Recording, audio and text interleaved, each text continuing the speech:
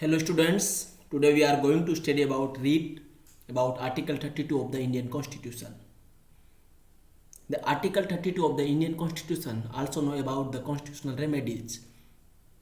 Under the Article 32, you can go to Supreme Court directly if any violation of your fundamental rights done by the state. That means the Article 32 provide to the citizens against the state activities, against the any violation of fundamental rights of the citizens. But what are the writ? What is the writ? Writ are the written order issued by the Supreme Court of India to provide constitutional remedies to protect the fundamental right of citizen from a violation. That means if any type of the violations of the fundamental rights happened by the state, that means you can go to the Supreme Court directly to the Article 32.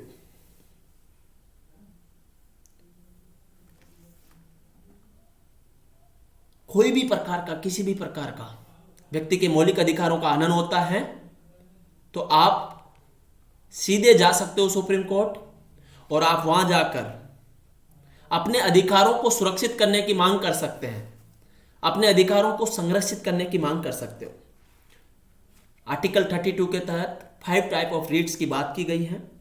बाबा साहब अम्बेडकर ने इसको संविधान की आत्मा के रूप में माना है, क्योंकि संविधान निर्माताओं के मन में यह विचार था, there is the questions in the mind of the constitution matters that how they protect to the fundamental rights, because the fundamental rights, that rights against the state, that means the limitations on the state through the article 32, the constitutional makers want to establish that type of the limitations front of the constitution makers.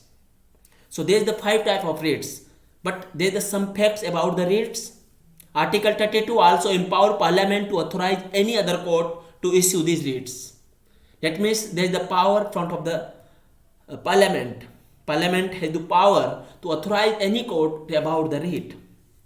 Before the 1950, only the High Court of Calcutta, Bombay and Madras had the power to issue the writ. 1950 के पहले केवल 3 high courts के पास ये power था कि वह रीट जारी कर सकते थे।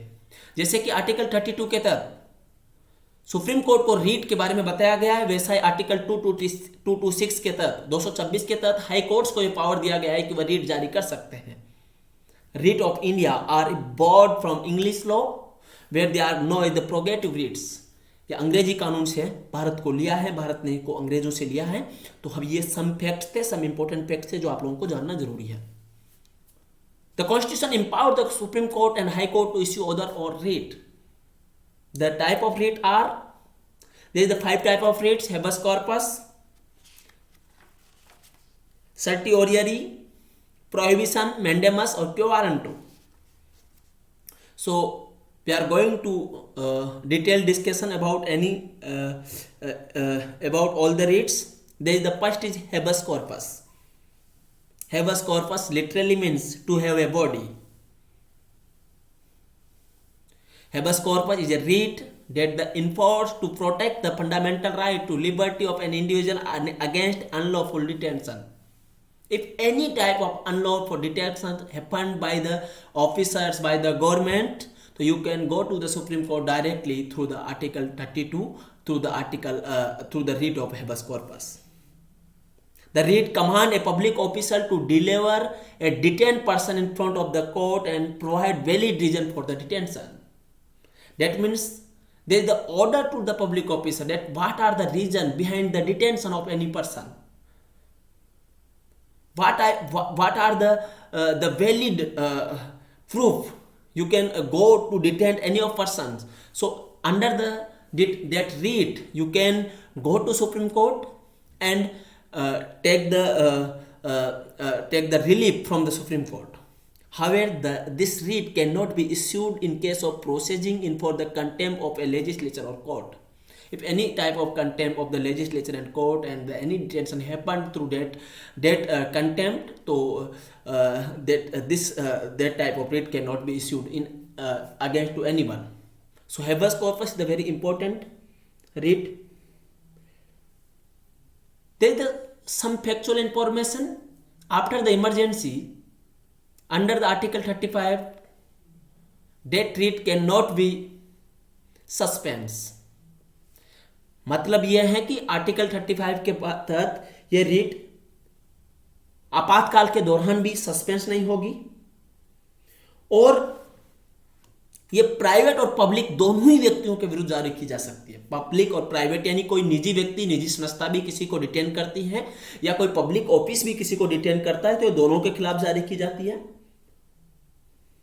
और इसके द्वारा न्यायालय जिन्होंने भी डिटेन किया है उस व्यक्ति के खिलाफ आदेश देता है कि वह उसको, जिसको भी डिटेन किया है, उसको न्यायालय के समक्ष पेश करे और उसका प्रूफ दे। What are the proof about of the detention. तो अगर वो प्रूफ सही नहीं है तो न्यायालय के पास ये पावर है कि वो उसको छूट दे सकता है, उसको बोल सकता है कि यू कैन गो, उसको छोड़ सकता है। तो ये हेबस कॉर्पस के बारे में था। It is a very important read. Next certiorari, इसको हिंदी में हम उत्प्रेषण कहते हैं। That means to certify. The writ of certiorari is issued to a lower court directing that the transfer of a case for review, usually to overrule the judgment of the lower court. सामान्य तौर पर यह रीट निचले court को जारी की जाती है, लोअर कोर्ट को जारी की जाती है,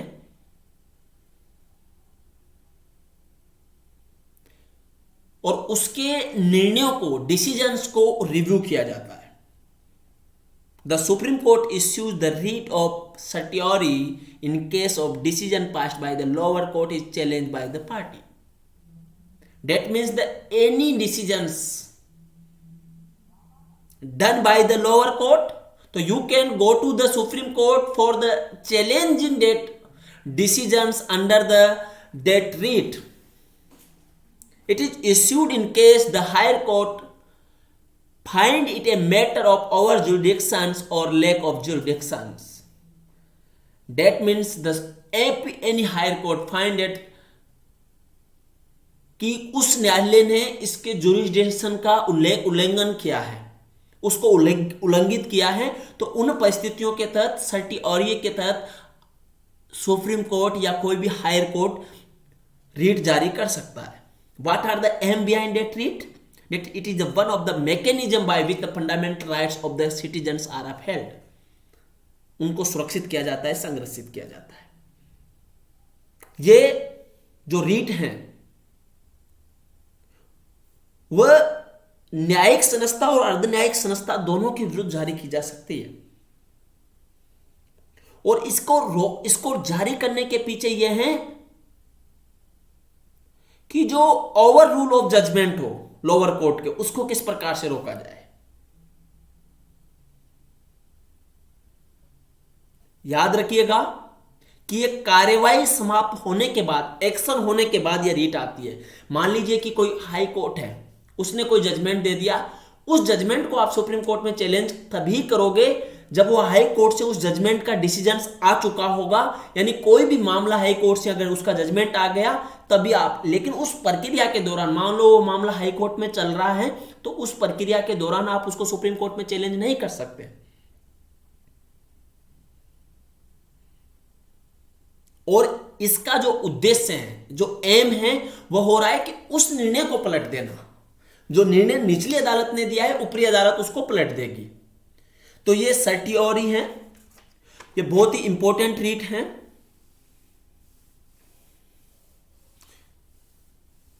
और इसके तहत फंडामेंटल राइट्स को भी अप्लाइड किया जाने में बहुत ही बड़ी सहायता मिलती है। तो यहां पर हमने 2 रीट्स पढ़ ली। Third is prohibition, means to forbid or to stop. We also know this writ as a popularly known as the stay order. The article 30, under the article 32, there is the prohibition writ also known as the stay order. Prohibition writ issued by a higher court to a lower court to a lower to authority to enforce activity in jurisdiction. यानी कि कोई jurisdiction का उल्लंघन हो रहा है, उन परिस्थितियों के अंदर ये जारी की जाती है। It happen only in case the higher court is of the direction that the case fall outside of jurisdiction of the lower court. That means lower court के जुरिडिक्शन से बाहर कोई केस जा रहा हो। Writ of prohibition can only be issued against judicial and quasi judicial authorities. इसको बहुत आसान भाषा में हम समझते हैं। इसमें बोला गया है कि लोअर कोर्ट के द्वारा जारी किया जाता है, और जब हम सर्टिओरियरी पढ़ रहे थे तब भी बोला गया कि लोअर कोर्ट के जुरिडिक्शन के खिलाफ जारी की जाती है। लेकिन याद रखिएगा, जो प्रोहिबिशन है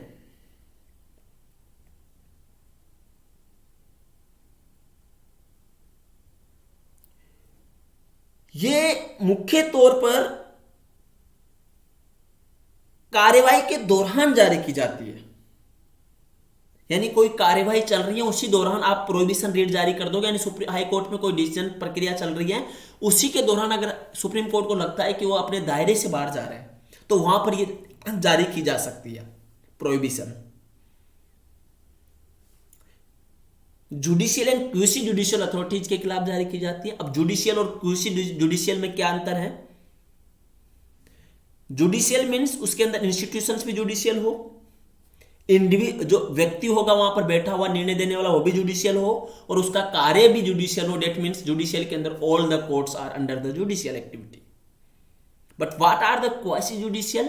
डेट मीन्स जो आधे न्यायिक हो और आधे संस्थागत हो, जैसे कि NGT, human rights commission, women commission, ये भी तो ऑर्डर देते हैं ना, ये भी तो न्यायिक का काम करते हैं। लेकिन इनके ऑर्डर्स को, क्यूसी जुडिशियल के ऑर्डर्स को सुप्रीम कोर्ट में या हाई कोर्ट्स में आप ले जा सकते हो, वहां पर इसको ले जाकर उनको क्लेम कर सकते हो। तो याद रखिएगा कि जो प्रोहिबिशन है वह जुडिशियल एंड क्यूसी जुडिशियल दोनों अथॉरिटीज के खिलाफ जारी होती है, और इसके तहत ये जुडिशियल और क्यूसी जुडिशियल जो इंस्टीट्यूशंस है, जो अथॉरिटीज है, उनको उनके जुरिडिक्शन से बाहर निकलने की पर उनकी कार्यवाही को स्थगित कर देती है।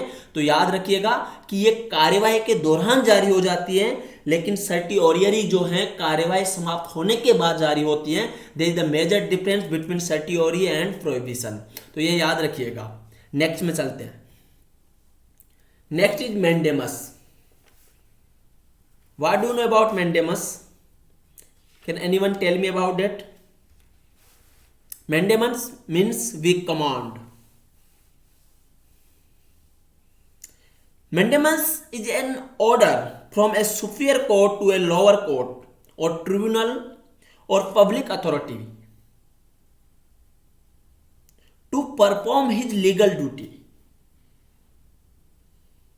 That means any duty. I have the duty about the teaching. मैं पढ़ाने की ड्यूटी रखता हूं, तो मेरी ड्यूटी है ये। लेकिन अगर मैं इसको छोड़ देता हूं तो कहीं ना कहीं मुझे एक ये रीट जारी की जा सकती है कॉलेज के द्वारा, या मैं जहां पर जिस संस्था से जुड़ा हुआ हूं उस संस्था के द्वारा। This writ issued to a public official to do a thing which is a part of his official duty but which he has failed to do so far. यानी कोई ऑफिशियल ड्यूटी है, उसको करने के लिए किसी अधिकारी को दिया गया है, लेकिन वो इसको भूल जाता है, इसको नहीं करता है। तो ऐसी परिस्थितियों में ये रीट जारी की जाती है। The court command the lower authority to act in case where it has failed or refuse to do his legal duty. This writ can not be claimed as a right. It is a discretionary power of a court. It is not available against private individual or against public authority when they exercise their discretionary power.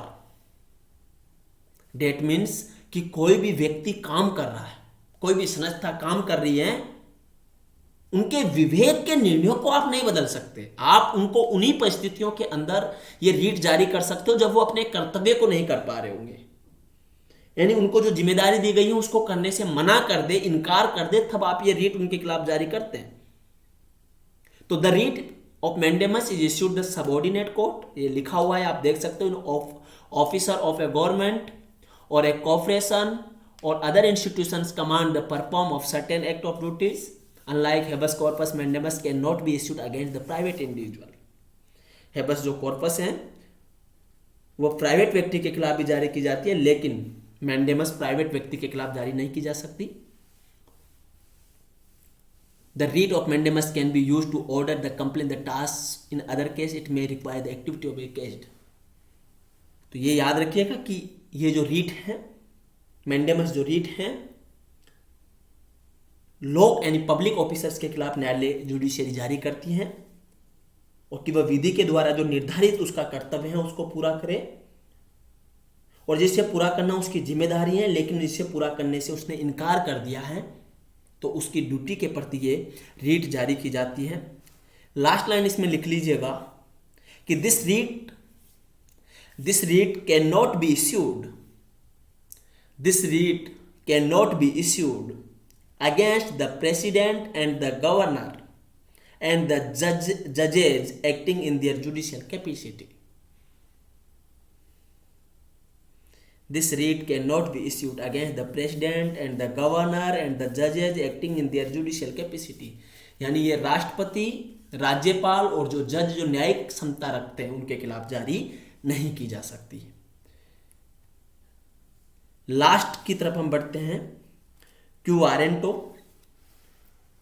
जिसका मतलब इसको हम सामान्य भाषा में postmortem करने वाली रीट भी कहते हैं।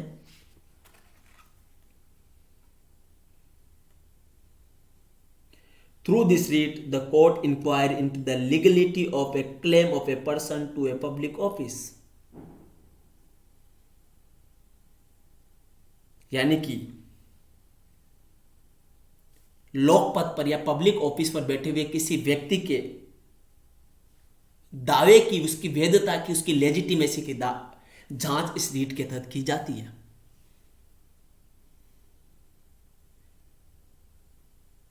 Through this writ the court inquiry by what authority the person support his claim, यानी कोई भी मैं कह दूं कि मैं I am the home secretary of India, तो कोर्ट पूछेगा कि किस अथॉरिटी से आपको इश्यू तो आया हुआ, कोई नोटिस नहीं है और मैं जाके क्लेम कर दूं, तो वैसी परिस्थितियों में क्यों वारंट जारी की जा सकती है। Through this writ the court inquiries into the legality of a claim of a person to a public office, जैसा कि मैंने अभी बताया, उसकी लीगलिटी को जांच करती है, देखती है। This writ prevent the illegal assumption of a public office by an individual, उसके इलीगल एजम्पशन को रोकती है, और अगर वह एज ए लीगल नहीं है तो उसको खत्म कर देती है, उसको हटा देती है। So there is the 5 type of writs, और इसको हमने समझा, देखा, होपफुली आपने इसको समझा है। आगे के क्लास में फिर ऐसे ही छोटे छोटे वीडियोस के माध्यम से आपके बीच में आते रहेंगे। तब तक के लिए हम आपसे विदा लेते हैं। बहुत बहुत नमस्कार, आभार।